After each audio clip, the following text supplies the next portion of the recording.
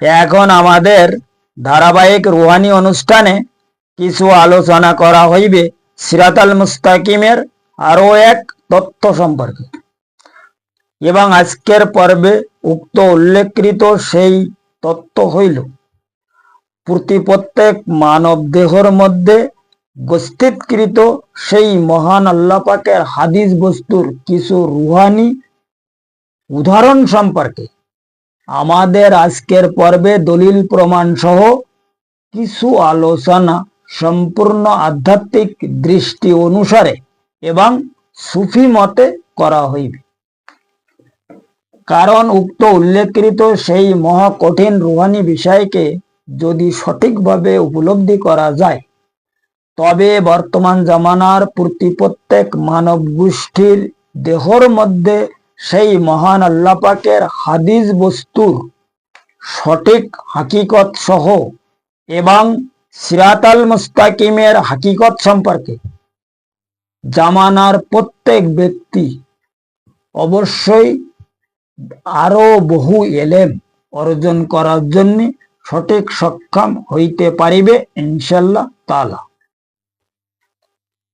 কারণ প্রত্যেক মানব দেহর মধ্যে সেই মহান আল্লাহ পাকের গস্থিতকৃত উক্ত হাদিস বস্তুর সঠিক রুহানি উদাহরণ হইল এই, যেমন মনে করো কোনো ব্যক্তি ডিমের হাকিকত সম্পর্কে সে কোনো রকম খোঁজ খবর মোটেও রাখে না, এবং ঠিক সেই ব্যক্তিকে যদি বলা হয় শোনো ভাই, এই ডিমের মধ্যে একটি ছোট বাচ্চা আছে এবং সেই বাচ্চা এই রকম ডিম দিতে পারে, তখন উক্ত ব্যক্তি অবশ্যই বলিবে তুমি এই সব কি ধরনের কথাবার্তা বলিতেছ, আমি তো রোজ ডিম খাই, এই ডিমের মধ্যে যদি কোনো বাচ্চা থাকিত তবে আমি অবশ্যই দেখিতাম, তোমার এই সমস্ত কথাবার্তা আমার মোটেও বিশ্বাস হয় না। কারণ ইহার আগেই বলা হইয়াছে উক্ত ব্যক্তির ডিম সম্পর্কে কোন রকম এলেম আসলে মোটেও নেই, যার কারণে উক্ত ব্যক্তি তো এই কথা অবশ্যই বলিবে, কারণ ডিম সম্পর্কে সে কোন রকম নলেজ মোটেও রাখেই না। ঠিক তদ্রূপ নিয়ম অনুযায়ী মানব দেহকৃত উক্ত হাদিস অর্থাৎ লতিফায় কলব সম্পর্কে মানব গোষ্ঠীর কোন রকম এলেম মোটেও নাই। কারণ উক্ত ডিম হইতে যেমন বাচ্চা বাহির হয়, ঠিক তদ্রূপ নিয়ম অনুযায়ী মানব দেহর সিনাকৃত লতিফায় কলব এবং লতিফায় নফস হইতে বাচ্চা বাহির করা যায়। তার কিছু প্রমাণ হইল, যেমন প্রত্যেক মানব গোষ্ঠীর মানব বাচ্চা সৃষ্টি হয়, ঠিক তদ্রূপ নিয়ম অনুযায়ী মানব দেহর সিনাকৃত কলবি ফেরেশতার রুহানি বাচ্চা একজন ফেরেশতা সৃষ্টি হয়। আর মানব দেহকৃত সেই সমস্ত নফসানি বাচ্চা এই দুনিয়ার মধ্যে দেখা যায়, কিন্তু উক্ত কলবি বাচ্চা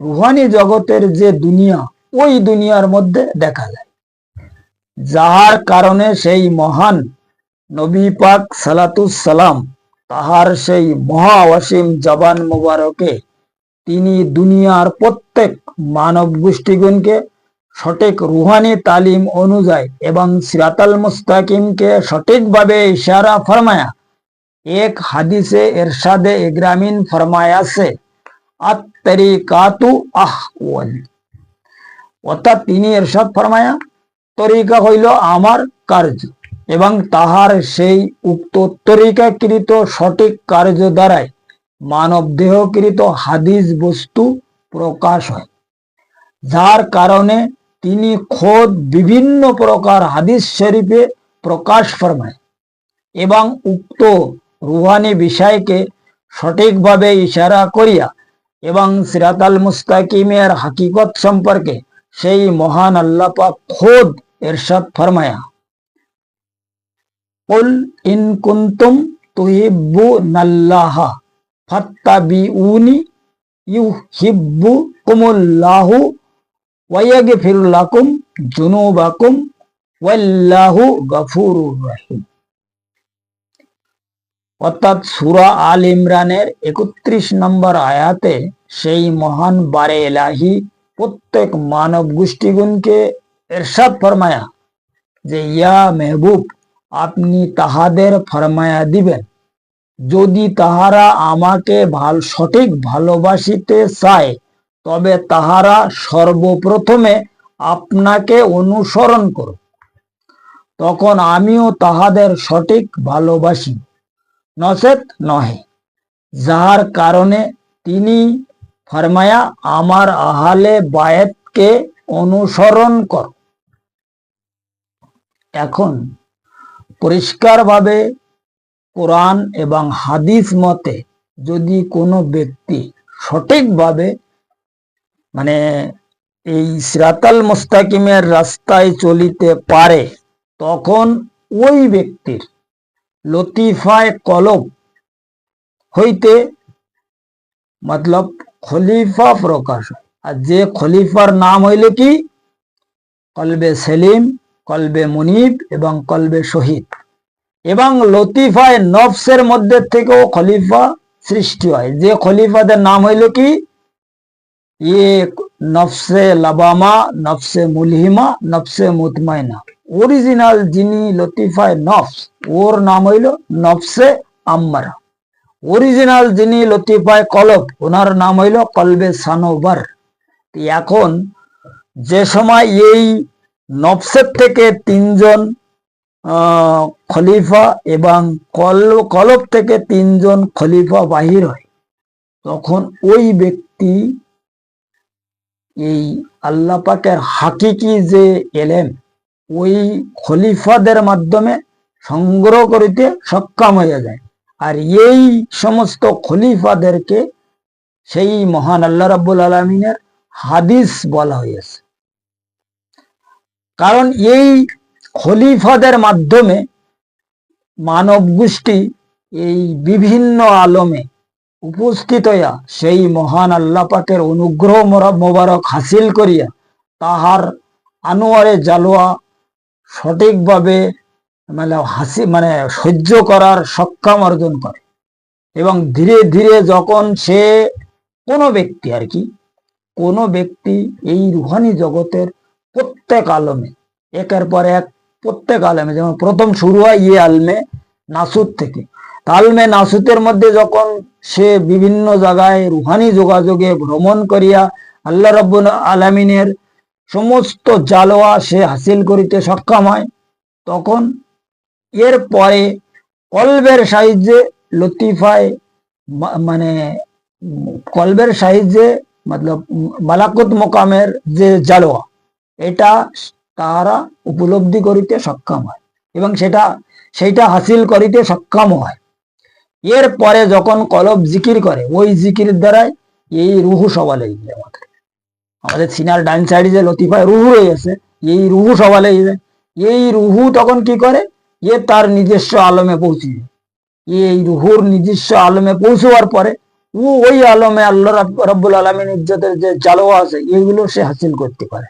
ঠিক এইভাবে আমাদের মধ্যে যে 7 লতিফা রয়েছে, এই 7 আলমের প্রত্যেক লতিফা তার নিজ নিজ আলমে উপস্থিত হইয়া এই আল্লাহ রাব্বুল আলামিনের যে আনোয়ারে মোবারক, যে ওনার যে অনুগ্রহ বস্তু হাসিল করিতে সক্ষম হয় এবং ওই অনুগ্রহ দ্বারাই ব্যক্তি তাহার নৈকট্য লাভ করে। আর ওই নৈকট্য প্রাপ্ত অবস্থায় যখন হুজুর আকরাম সালাতুসাল্লাম তাহাকে সঠিক অনুগ্রহ প্রদান ফরমায়, তখন ওই ব্যক্তি আল্লাহর সঙ্গে দিদারে এলাহি হাসিল করে। এখন এই দিদারে এলাহি হাসিল করার জন্য এই আমাদের মধ্যে যে লতিফা আছে, প্রথমে এই লতিফাদের সওয়াল করিতে হবে। এই লতিফার মাধ্যমে আল্লাহর যে জালোয়া, এটাকে হাসিল করিতে হবে। তাই কোন এক হাদিস শরীফের মধ্যে, হাদিস কুদসির মধ্যে আল্লাহ পাক ফরমায়া যে আসমান এবং জমিন, পাহাড় পর্বত কারোর ক্ষমতা নেই আমাকে ধারণ করার, কিন্তু একজন মুমিন বান্দা আমাকে ধারণ করিতে শক্তি রাখে।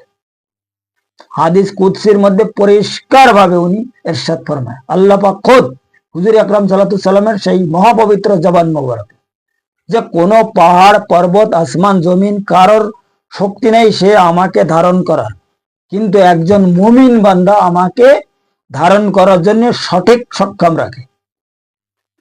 কিভাবে রাখে সক্ষম? এই হইল সক্ষম।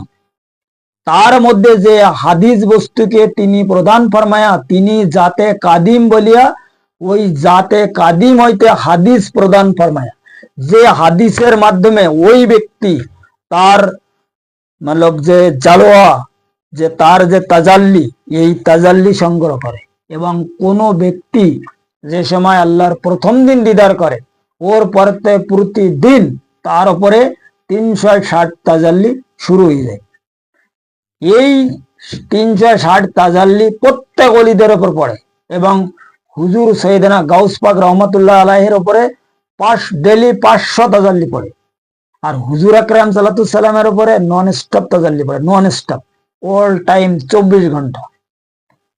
এখন এই হইল হাদিস বস্তুর মেন হাকিকত। এখন এই হাদিস সম্পর্কে আমার মনে হয় বর্তমান জামানার মানুষ আসলে বুঝবে কিনা এটা বিশাল কঠিন ব্যাপার। আর এই যে মানব দেহর মধ্যে যে হাদিস, এই হাদিস সম্পর্কে আজ পর্যন্ত আমি তো মনে হয় কারোর প্রকাশ করতে শুনি, আর যদিও কেউ প্রকাশ করি থাকে সেটা তাদের ব্যাপার। এখন আমার যতদূর ধারণা আর রুহানি জগতে আমার যতটা আইডিয়া, এই যে হাদিস, এই হাদিস বস্তুকে দুনিয়ায় প্রথমবার এই প্রকাশ হচ্ছে। আর যদিও কেউ প্রকাশ করি থাকে, তবে আমার মনে হয় এই যে আমাদের বাঙালি সম্প্রদায় যারা, এরা বুঝতে পারেনি, অন্য ভাষায় প্রকাশ হয়েছে, আর সে ভাষা বাঙালি বোঝে না, তাদের ভাষা বোঝে না, যার কারণে হয়তো তারা এই জিনিস উপলব্ধি করিতে সক্ষম নয়। আর যদিও কেউ আমাদের মধ্যে, আমাদের এই বাঙালি সম্প্রদায়ের মধ্যে মানে প্রকাশ করি থাকে, তা হয়তো করিতে পারে আমার জানার বাইরে। তবে আমি যতটুকু বাতিনি তালিম হিসাবে মানে যে ডাটা পাইছি, যে হিসাব কিতাব আমাকে আমি যে শিক্ষা গ্রহণ করিয়াছি, তার মধ্যে আমার একটা 100% আমি নিজে কনফার্ম যে এই জিনিস আজ পর্যন্ত দুনিয়ায় প্রকাশ হয়নি, এই যে হাদিস বস্তুর ব্যাপারটা। কারণ মানব দেহের মধ্যে যে হাদিস আছে, এটা হচ্ছে ইম্পর্টেন্ট হাদিস। আর এই হাদিস যতক্ষণ পর্যন্ত মানব গোষ্ঠী প্রকাশ করিতে সক্ষম না হবে, ততক্ষণ পর্যন্ত কোনো ব্যক্তি সেই মহান আল্লাহ পাকের দিদারে এলাহি হাসিল করিতে কোনো রকমের সক্ষম না, এবং নবী পাক সাল্লাল্লাহু আলাইহি সাল্লামের দিদারে মুস্তাফাও হাসিল করিতে পারি যতক্ষণ পর্যন্ত এই হাদিস তার মধ্যে প্রকাশ না করতে পারবে। এখন যাহারা এই ব্যাপারে প্রকাশ ফরমায়া, তারা তো চুপচাপ দিদারে মুস্তফা, দিদারে ইলাহি হাসিল করিয়া বিভিন্ন কেরামতি কেরেজমা বহুত লোকের হেদায়েত করিয়ে গেছে, কিন্তু তারা কিন্তু একথা প্রকাশ্য বলেনি কেউ, যে এই হচ্ছে হাদিস বস্তু, এর মাধ্যমে দিদারে মুস্তফা হাসিল হয়, এর মাধ্যমে দিদারে এলাহি হাসিল হয়, একথা তারা কেউ খুলে বলেনি। কেন বলিনি, কি জন্য বলিনি, সে তাদের কথা আমি বলতে পারবো।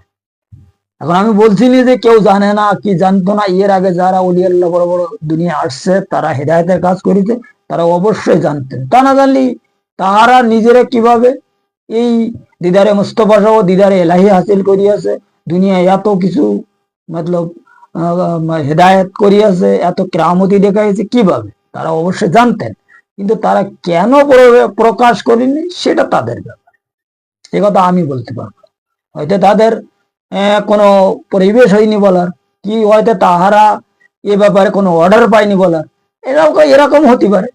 তবে আমি বলছি না যে কেউ জানে না, এ সম্পর্কে জানারা এই রাস্তার একদম স্বয়ং সম্পূর্ণ ব্যক্তি, সবাই জানে।